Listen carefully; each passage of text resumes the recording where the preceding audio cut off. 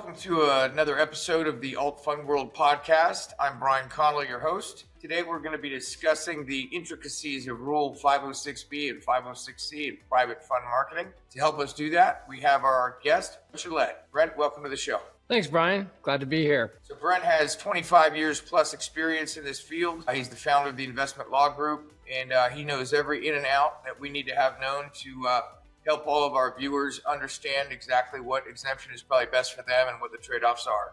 Brent, I think I'll let you run with it from there.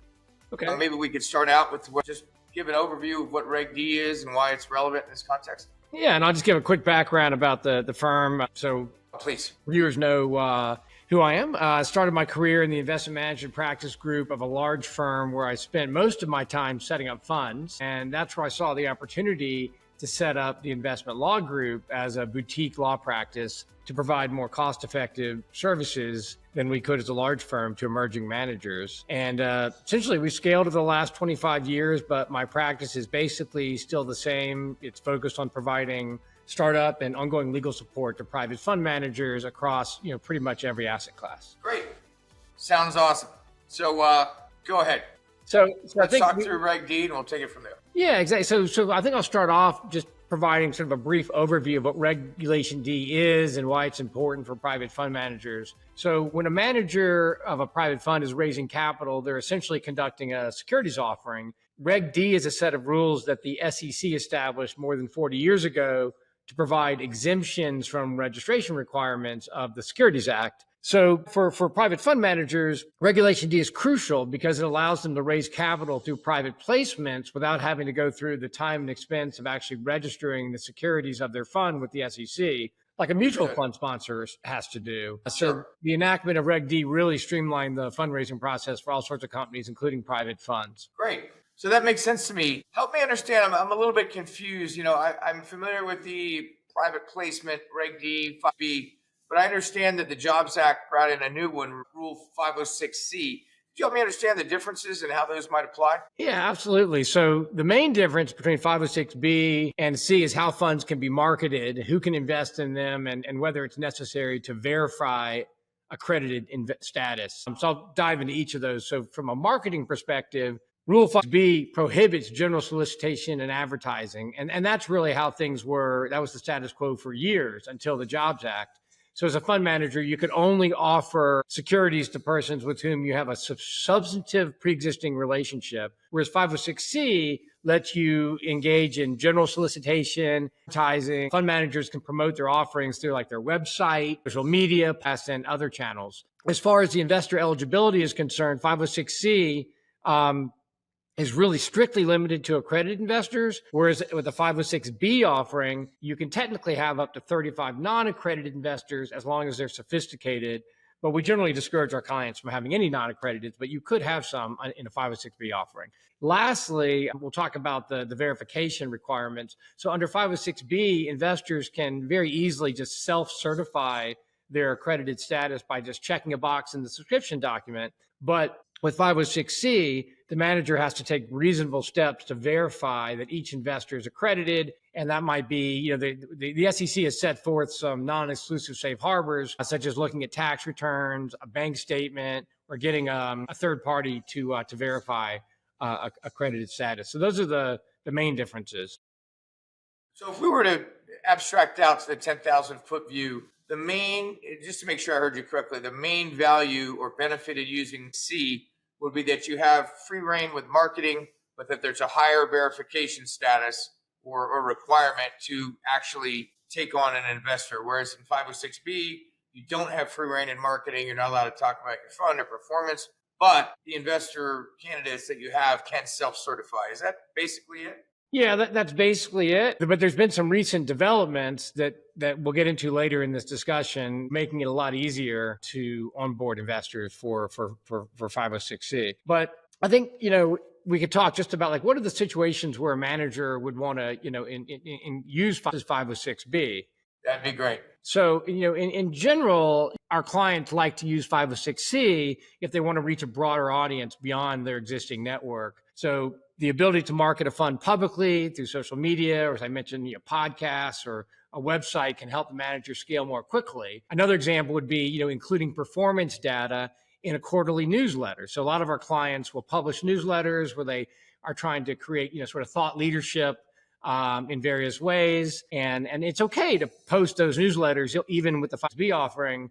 But if they do 6C, they can actually include performance data there. I mean, they could even include performance data in on their LinkedIn site or through. They could put that on a blog or the website anywhere. Okay, exactly. So you can really get yourself out there. Do you think in general, most of your clients would benefit more from 506B or 506C, or is it just on a case-by-case basis? Yeah, it's really a case-by-case basis. Like some managers want to take a lower key approach and, they already have a lot of relationships with investors. Maybe they don't have a track record. So, it's a lot harder to get, eyeballs if you don't have a track record. So, Sure. It depends. Some are better at, marketing or can hire firms like you to help them. If they're not good marketers, they could work with a marketing firm to help them, extend their personal brands into the marketplace and using, a lot of Sure.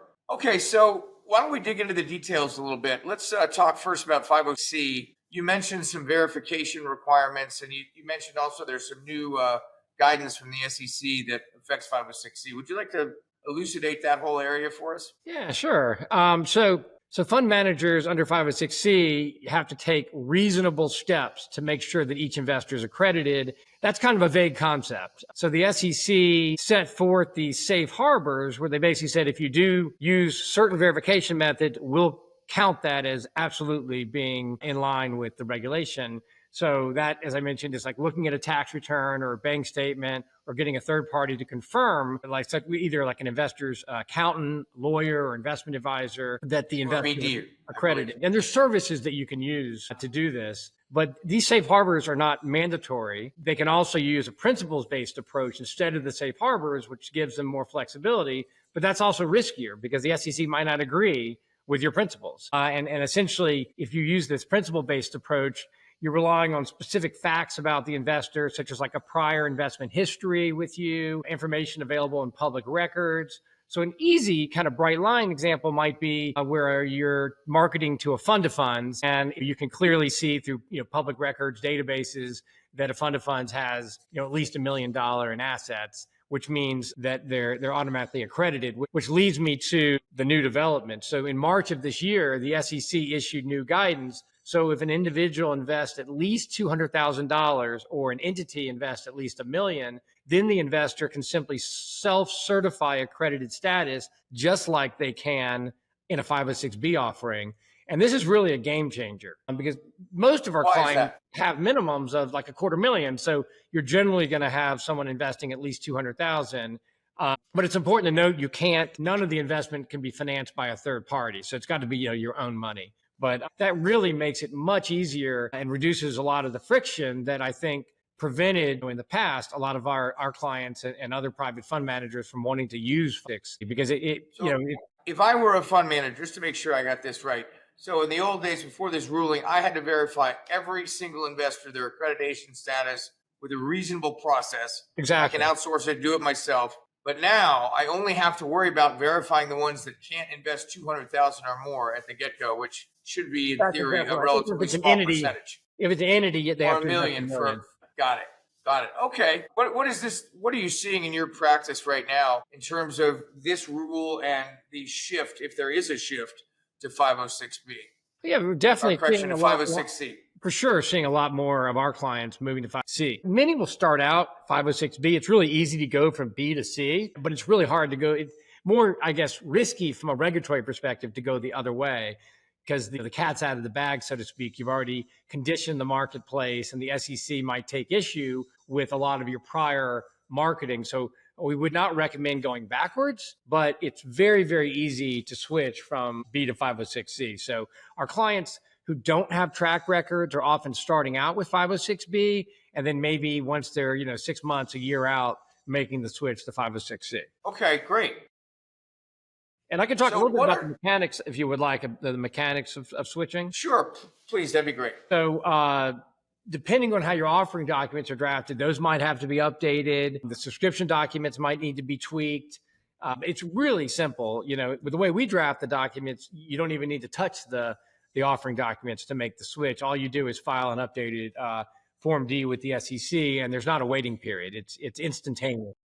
In your experience, Brent, I've seen a lot of offering documents as well, and I typically see Reg D mentioned, but not the specific marketing exemption. Yeah, that's Is right. that pretty commonplace?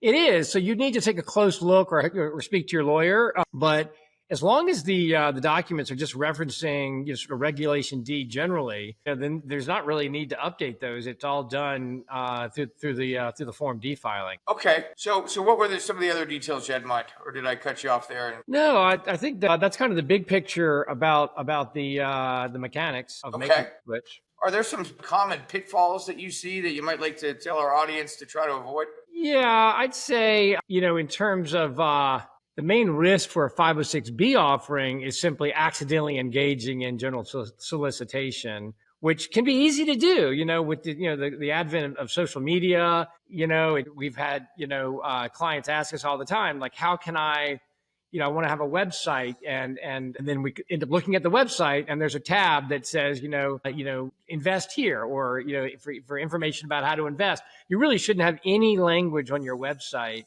that could be deemed to be a solicitation. It just needs to be very concise, and just have a little background about the manager with no information really about the fund. In fact, I would recommend not even mentioning the fund on the website. Just mention a little bit about the strategy and the manager's background. For 506C, I'd say that... Before you go there, Brent, if I may, on 506B, what are some other ways that hedge fund managers unknowingly violate the rules of 506B other than the website? Well, maybe you're attending, we've had clients that have had, events where they tell a friend to bring a friend to an event, and, at a steakhouse, and there's, 20 people in a room.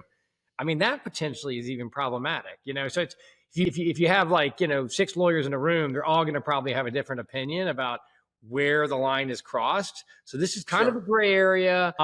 There hasn't been a lot of enforcement in this area. So it's, the risk may not be that high, but it's still from there. A practical point of view. Yeah. So it's really better not to push the envelope. So we take a pretty conservative approach just because the lines, are a bit blurry. Got it. So I'm sorry, before I interrupt you, you were going to go back to 506C.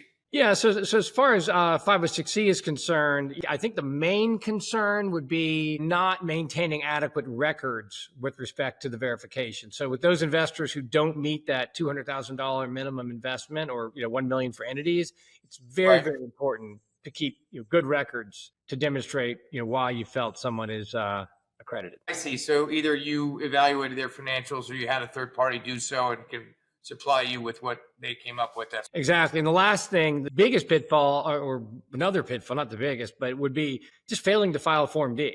So for years, I think sometimes people would take like a lackadaisical approach. They didn't always get the Form Ds in time, and really it was more the states that would penalize you. Some will fine you, not a lot, but little fines. Other states can be really aggressive. And so not filing Form D can be problematic at the state level.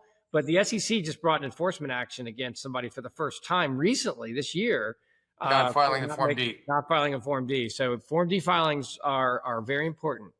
They have. So it's good that you brought up the states. I understand that federal law trumps state law, but in this context, is there anything that individual states might do to screw up an emerging manager that's operating under 506C that would be totally okay with the SEC at the federal level? Great question. The states are preempted. There's really nothing they can do. There's nothing they can do because of not with not with respect to the public offering. So they can't enforce. If you're doing an offering under Regulation D, the states don't have jurisdiction. Understood. Okay. Is there anything else you'd like to tell our audience before we thank you for your time and let you go? Yeah. So I'd say to wrap up, I'll just kind of summarize, when I think 506B is appropriate, and just recap. If you've got an established network of investors, if you want to have any non-accredited, or if you think you might have a lot of investors who could invest less than $200,000, you probably want to stick with 506B, or if you just want to maintain privacy and take a very low key marketing approach, that's another reason to go with 506B. Sure. And 506C would be appropriate if you want to use public advertising and general solicitation to mass market, and you're comfortable with only having accredited investors. And lastly, make sure that you've got the resources to implement and document the accredited investor verification for those investors who don't meet the investment requirements. Great. I had one last question I want to ask you, Brent, before we let you go. So some of our clients are eager to get onto podcasts, and I'm curious, what are the effects of a 506B versus 506C if you do go on a podcast? What's the difference between what you can and can't say, and potentially how effective the appearance might be for you? So, it's fine for a manager to talk about his investment, methodologies, even like specific ideas that he likes. Under 506B, we're talking. Under 506B, but what they cannot do is make any statements that could be deemed to be like a solicitation to invest. So they really shouldn't. Such as, like, you can't mention the fund. We manage a fund. If you're interested in investing, here's how. Like that's obviously a no-no. But Right. you can imagine that you can introduce the manager as a private fund manager, but they just have to be careful, certainly not to mention like performance data or even the performance they achieve with any particular stock. But with 506B, they don't have to worry about any of that. So they can be, much more, it can be a better tool for marketing, because they can even, at the end of the podcast, either they or you can, put a plug in for. Could actually say, if you're interested in investing in this fund, contact so-and-so at such and such number. Exactly. Which is very powerful. Okay, great. Well, Brent, thank you so much for your time. We really enjoyed having you. Hope you have me on the show soon again. And thank you again. All right. Thanks, Brian. Take care.